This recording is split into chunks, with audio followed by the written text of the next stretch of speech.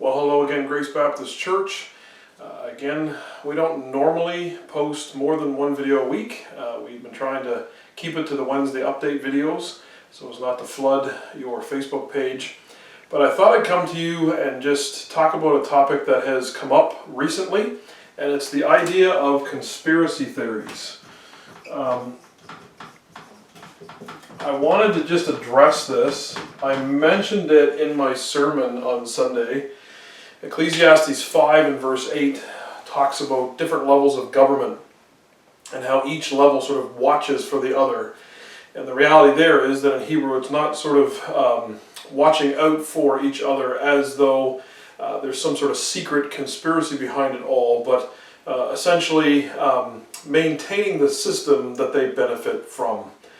Kind of like you scratch my back, I scratch yours. They've got each other's back in maintaining this system. Not that it's because of any degree of unity, but only because they're all benefiting from it and they don't want it to topple.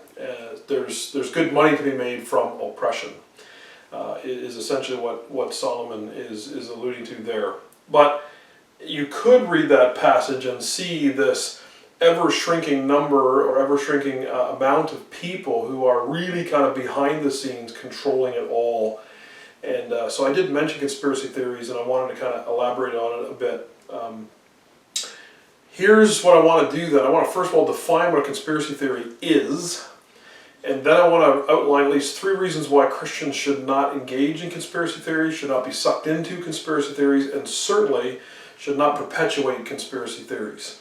So what is a conspiracy theory? Because there's some confusion, I think, as to what it actually is.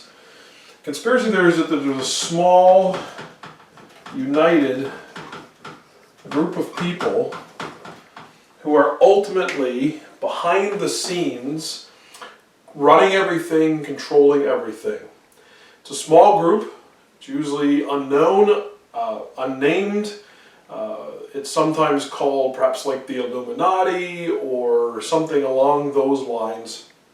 They're extremely united. They have a goal that they're all on board with. And it's this group that when you start peeling back the layers, you find that this is the group of individuals that is behind everything that's going on. Whether or not it's the COVID-19 crisis, these conspiracy theories crop up for different things. Therefore, conspiracy theory is not simply sharing your opinion. We've got to be careful there. We don't label everything a conspiracy theory. Someone that just says, I have an opinion on this, that's fine. As long as it's labeled an opinion, and that's all that it is. Someone's not saying this is the truth about something, it's just simply what I think about it. This is the data I've gathered on it, and opinion sharing is fine. It's not even then sharing an opinion that is biased, since all opinions are biased. Every opinion that we have is biased because we are biased. We're biased by our upbringing, by our political leanings, by what we believe and adhere to. All of these things then contribute to the bias that we have. So if someone shares something that is from a right-wing news source, that's not a conspiracy theory necessarily. And if someone shares something from a known left-wing news source or a left-wing individual that is openly left-wing or openly right-wing, those things are not necessarily conspiracy theories.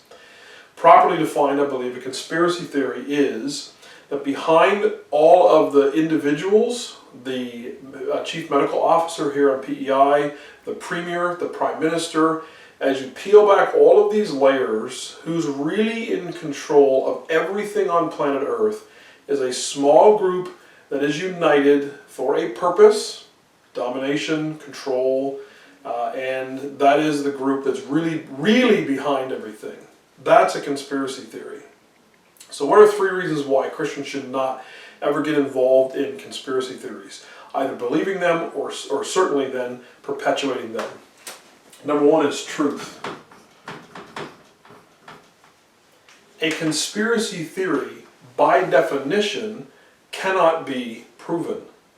Because this small united group that's behind the scenes is by definition behind the scenes. They're not out front saying, hi, we're the group that's running the world. And so there's no way to verify ever truly a conspiracy theory. Whatever that group is, they are an unknown group. Otherwise, it wouldn't be a conspiracy, or at least I should say, otherwise it wouldn't be a theory. If it was a known group, then they would be known, and no longer is it a theory, it would then be, I suppose, fact. And it wouldn't be much of a conspiracy if they were known and it was known what they were trying to do. That's not conspiratorial, that's open. So because we love truth, and we ought to love truth, Jesus said in John 17:17, sanctify them by truth, your word is truth. We ought to be lovers of truth. And a conspiracy theory, by definition, cannot be proved, and therefore we ought to be very, very cautious, just from the outset, because a conspiracy theory can't ever be shown to be true. It's an insinuation, it's see, but it's not ever, here it is. It can't be, because it is both a conspiracy and it also is a theory. So by definition, I believe as Christians, as lovers of truth, we ought to be cautious about believing and certainly perpetuating what is inherently unable to be proved. Number two, it is because of our understanding of sin. Our doctrine of human sinfulness ought to inform us when it comes to conspiracy theories. There are two aspects to this. One is us, and one is others. So in the first place, to believe in a conspiracy theory is, I believe, to display our own sinfulness. Why do we believe a conspiracy theory?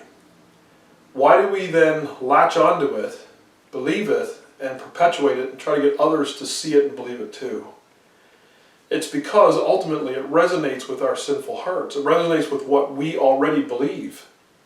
If we didn't believe this way, then a conspiracy theory presented to us would be seen for what it actually is. It is untrue.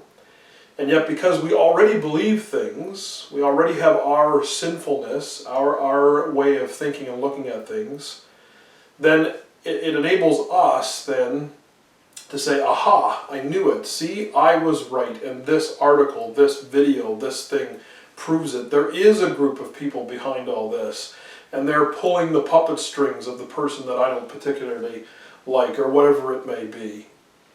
We deny in many ways, I think, then, the sinfulness of our own hearts. Jeremiah 17:9 says the heart is desperately wicked. It is deceitful above all things.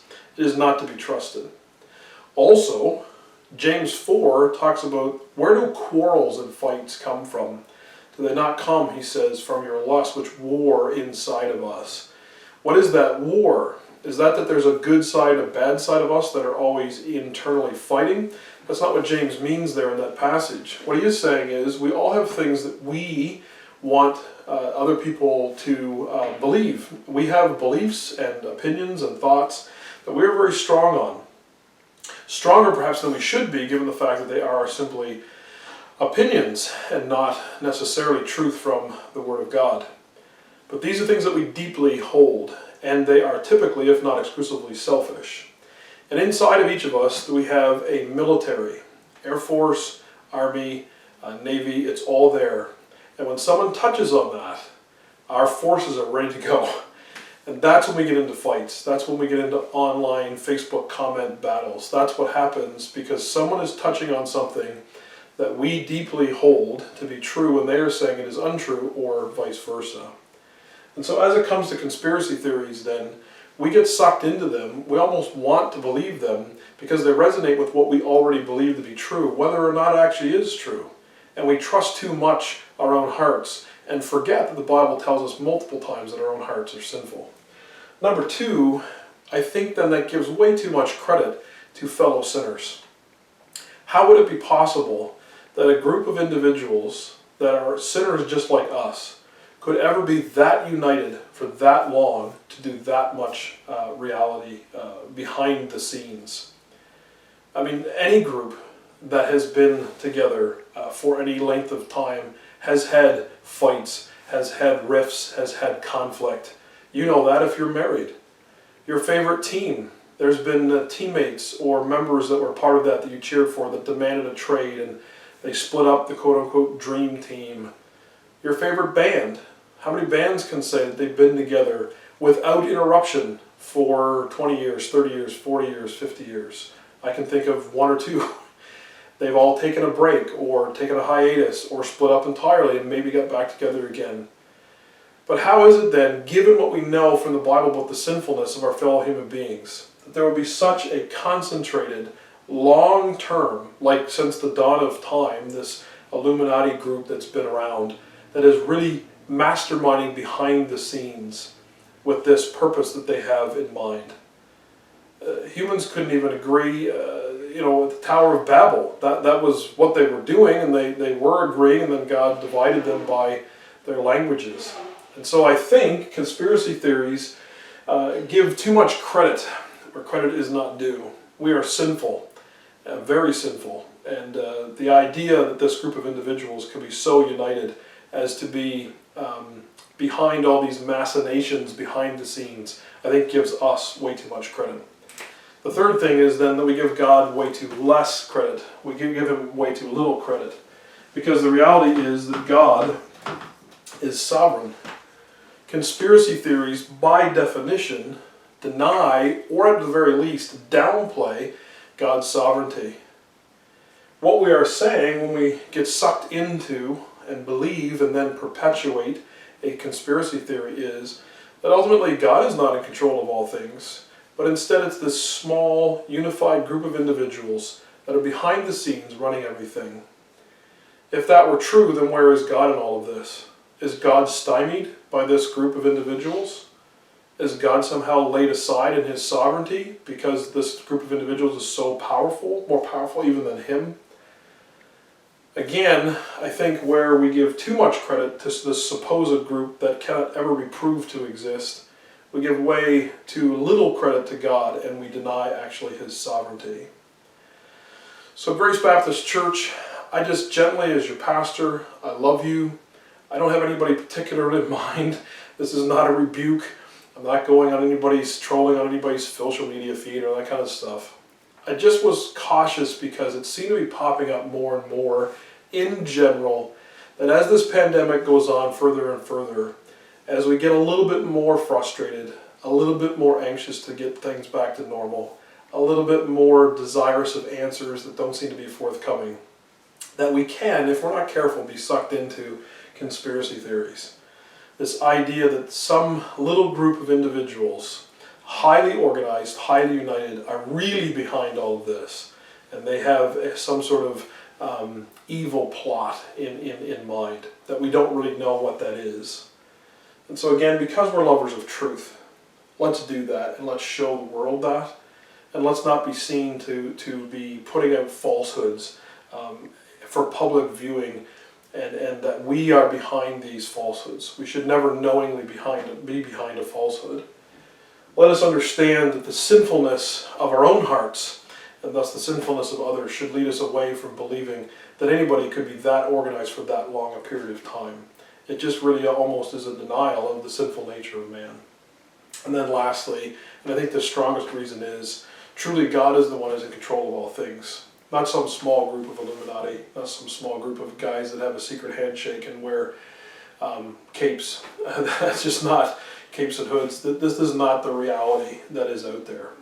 So again, Grace Baptist, I love you. I just thought that it might be helpful to just maybe put this together, put that out there for you. And just to be reminded that what we want is we want people to know the truth. We want people to point people to Jesus. And what we should not be known for is that we are gullible, that we are a group of individuals that believes things that only sort of match what we already think and our opinions, that we're not a group of individuals that is led around by falsehoods. But instead, we're a group of individuals that stands for the truth and wants everybody to know the God of truth. And the only way they can know that is through his Son by his Spirit. Let's be more about Jesus and less about conspiracy theories. Thank you, Grace Baptist. We love you. And again, I hope this has been helpful.